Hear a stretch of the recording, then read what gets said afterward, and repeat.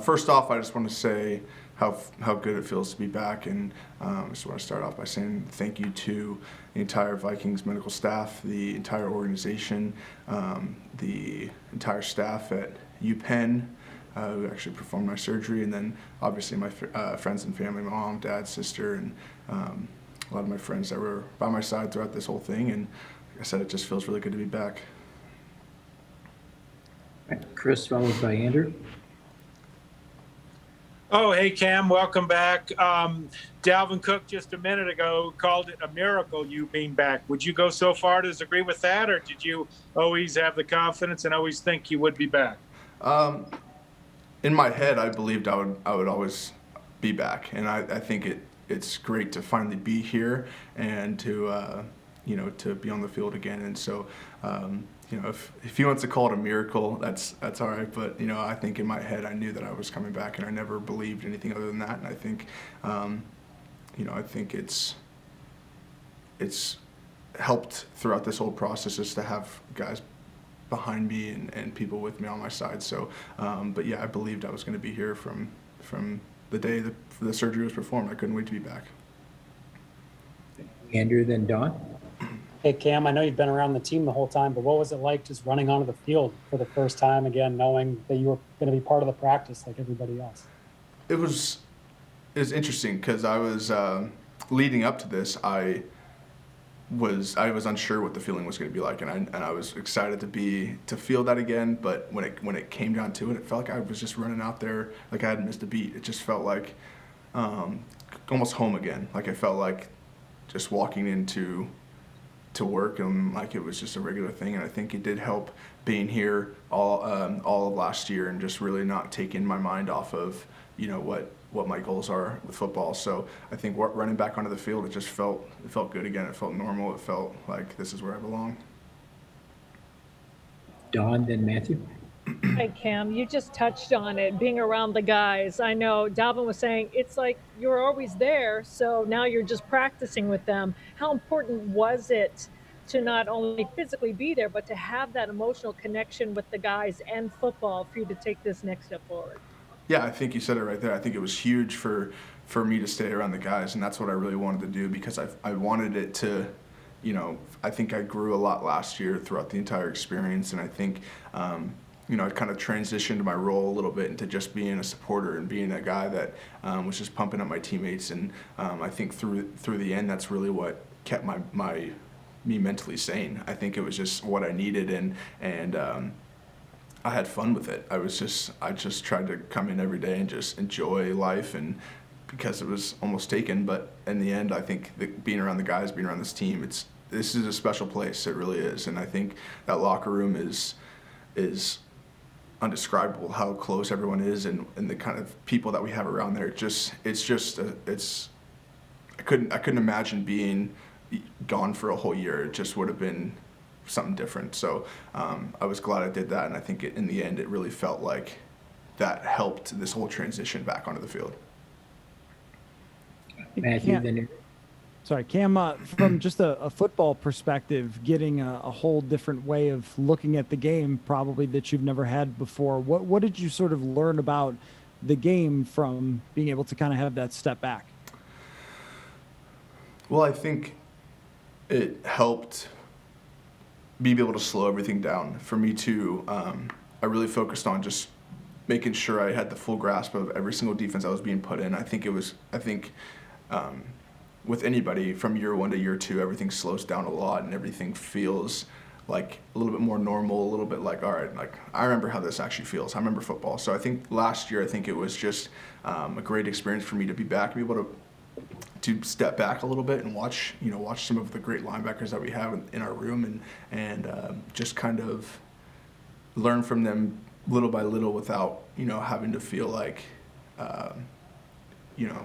like I was also in it doing my own thing. It was good to just be able to step back and listen to, just get more comfortable being around Coach Zim and all the guys, and just the communications and lingos. It was just good to be around and just keep getting more familiar and comfortable with it all.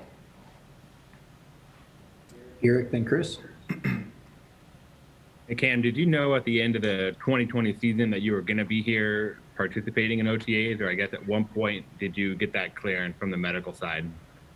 Yeah, so I went out to Philadelphia the beginning of March and did another follow up, another CAT scan, another echo, and when the surgeon looked at me and was like, "I nailed it, I crushed it, you're good on our end," and from that point on, I was like, and I never really, I think it's easy to have doubts in your mind, but I never doubted it. I knew that when I was going there, I was like, I'm not expecting to hear anything other than I'm ready to go. So when he said that, I felt like, wow, what a great feeling. And I had already been working out and getting my body back to being ready to play football. So when he had sent that to me, and I texted Eric Sugarman and let him know, and from that point on, I was ready to come back and that's, I'm happy we're here, because I think it's such a great way to transition back into football, just, what we're doing and this team building time, and for us to keep getting reps, and I think it's, for me, I can only speak on my behalf, but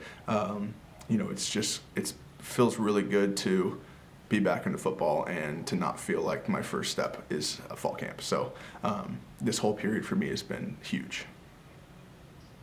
Chris, then Pierre. Yeah, Cam, I know you've touched upon this in previous interviews, but just how do you feel in retrospective when you look at, if you hadn't tested positive for COVID, maybe it wouldn't have surfaced. How do you look at that? And then what more have you maybe learned about your condition since last year, in terms of, I guess it was a congenital situation. Maybe you could talk about the specifics of what you've learned about why you had what you had. Yeah, so the first part, I couldn't necessarily say that I felt, different before I tested positive. I never really felt like I had an issue, but and I think we did touch on this last time, and how weird it is to say that COVID essentially saved my life. But to this point right now, I feel excellent. I feel really good. Through this whole leading up to this process, my goal was just getting my muscle back and in my strength training, and I was a little curious to see how my endurance would be and being able to run around again. So, and I was actually pleasantly surprised these last 3 days of being able to run around and feel good. So in the end, I think it's hard to say, but I do feel pretty much like I did before. I couldn't really depict on exactly what was wrong, but now I know that I feel great, and I know that I am great. So it's good to feel like my heart is stable and I feel brand new. But what was that last part? Sorry about that. Well, why don't I just kind of rephrase it? What have you learned more about your condition and, why you had it? And if you hadn't tested positive at that time for COVID, what possibly could have happened to you if you didn't know about your condition before? Yeah, so they said it was a pretty much 100% chance that somebody else in my immediate family had this bicuspid aortic valve, and actually my grandpa on my mom's side, he passed away young at 65, had a heart attack, and from my entire life I've heard how similar we are as people and as just individuals, and so it's tough to say. I don't know if that's it for sure, but it's something to just continue to think about, and we'll never know. But now I feel great, and I feel it's just time to move forward. Honestly, I think it's something that'll always be in the back of my mind, knowing that this is part of my story. But I feel really good, and I'm just ready to just keep playing football and to in a way put it behind me and just attack this in a way new life. I just feel good. Pierre. Cam, I know you said that you never had any doubt you'd be back on the field, and you mentioned your family in the beginning, but how much of the conversation was with your family? I would imagine for a parent, it's probably a little nerve-wracking to see your son go back out on the field after something like that. What were the conversations like with your family about going back to football, and did they have any reservations about it for you? They really haven't. I think that both my parents have touched on like the way that I've handled it. They've never been scared. They've never been worried because they've seen kind of just my mindset on the whole thing. And I remember, having my first meeting with the cardiologist and her recommending that football was out of the question. And I remember leaving and calling my mom saying, she's like, no, that's not it. Football's not done for you. And just to have that support from her, because in the end, like, football is a huge part of my life, and it has been for a long time. And there's a lot more goals that I want to reach. And I think it feels good that we took the necessary precautions and for me to allow me to be back on the field. And they've never brought in any concerns. And I think that I wouldn't do anything that I felt like wasn't right. So I just feel like this is the best move for me and to just keep playing football and enjoying life. Andrew? Yeah, Cam, I wanted to ask you just a couple football questions. What did it feel like running with the first team defense a little bit through OTAs here? And then what does the number 32 mean to you? Why'd you end up picking that? It feels really good to come out and have a spot to compete for, and just and it feels good to be out with those guys and to compete with we're getting our own reps and we're doing our own thing. And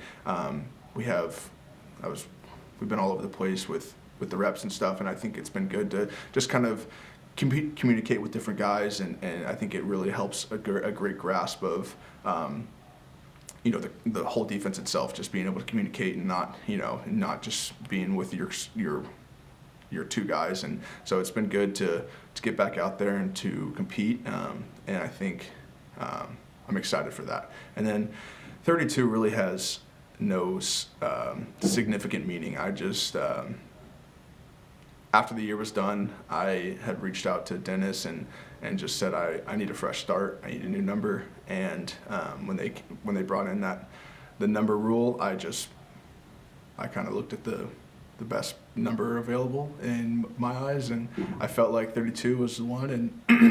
And feels good. I mean, I feel it's weird how people can put a significant feeling on a number, but I just felt like this is one for me, and I'm just excited to be wearing something new and just feeling like, giving me that mental side of things to feel like it's just a brand new me out here. I got a new heart, new number. It's brand new me. So it's fun.